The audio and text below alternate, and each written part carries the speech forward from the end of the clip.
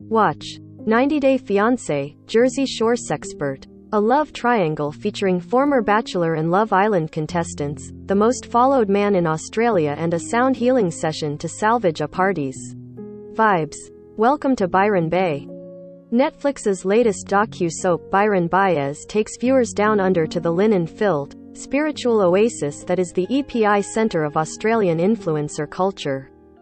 The 8-episode first season is basically a cross between The Hills and Selling Sunset, introducing a tight-knit group of friends who are all attempting to make it as artists, while also dating, feuding and, of course, attending parties each week to confront one another.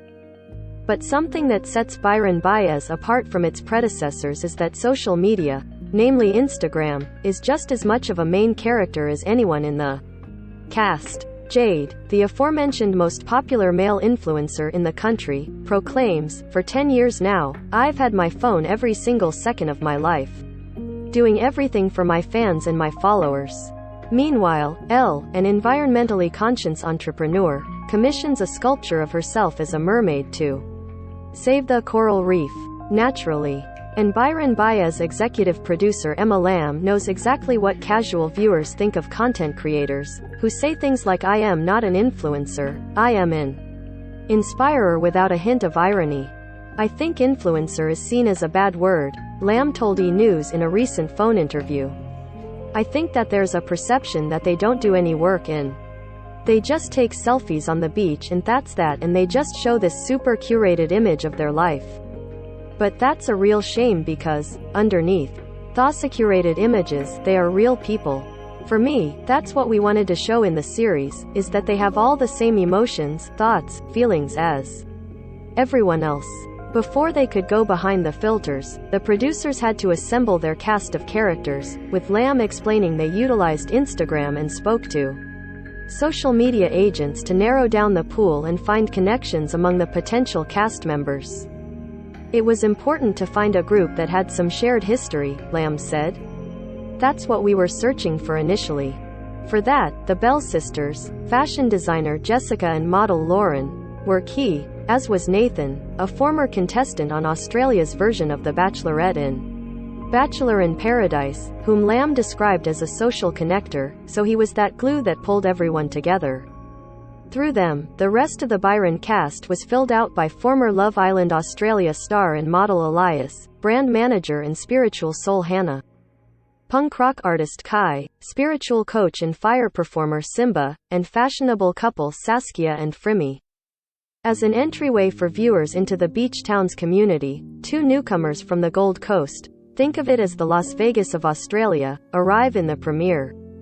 Aspiring singer-songwriter Sarah, who was approached through Instagram to be on the series, and Jade, an influencer who shot to social media stardom after a photo of him and Kim Kardashian at her fragrance launch went viral.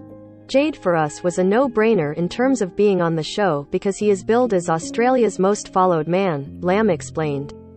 So to make a show which is about influencers and influence culture, he is somebody that you would absolutely be interested in. On top of that, he's obviously got an amazing personality and is incredibly interesting. Jade genuinely wanted to make friends and to meet new people because while he has got a lot of followers, he's talked a lot about the fact that he doesn't have many real friends. He also might not actually have that many real followers, at least according to Alex, the sharp-tongued social media manager who accused Jade of buying a significant portion of his audience after allegedly discovering almost half of it was from Turkey. "I've traveled to Turkey," Jade said in defending his numbers. "I've traveled the world doing what I am doing." Somewhat of an outlier among the Insta-ready cast, given his own social media accounts being private, Alex was always approached on the basis of coming into the series as a cast member, Lamb said, much to Alex's own surprise. In the early conversations, he thought we were approaching him to talk about all of his talent, and we were like, no, it's actually you, we want to talk about being part of the series. Given his simultaneous understanding and skepticism of the influencer world, Alex became an integral part of the series, Lamb said, offering a vessel for the Viewer Hoy's likely eye-rolling along with him, which includes many of the residents of Byron Bay. After the series was announced in the spring of 2021, a group of surfers staged a protest, while former Byron Shire Mayor Simon Richardson told ABC Australian Broadcast Corporation the project was offensive to the town. There was also controversy when it was reported production had begun without consulting with local Indigenous groups or the Byron Council, according to Echo. A petition related to the issue garnered over 9,500 signatures. Obviously, we didn't expect to get as big of a reaction as we got in Byron from the community, Lamb admitted.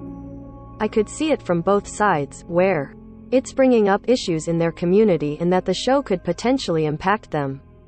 In terms of the show, it did present challenges to some extent, but we did work closely with incredible businesses and people in Byron that were on board with the production.